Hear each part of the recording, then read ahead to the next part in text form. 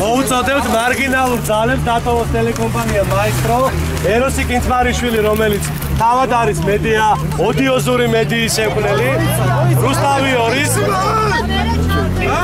დატოვონ ტელეკომპანია მაესტრო სასწრაფოდ, აი ამ სააკაშვილის ფსევდო ოპოზიციამ ერასტი კინცმარიშვილმა, რომელმაც თავად შექმნა რუსთავი 2 და მოიყვანა ხელისუფლებაში მიხეილ სააკაშვილი.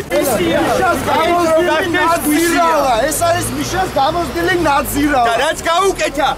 აი ეს და თავისუფლად გაუკეთა თავისუფალ იმედს.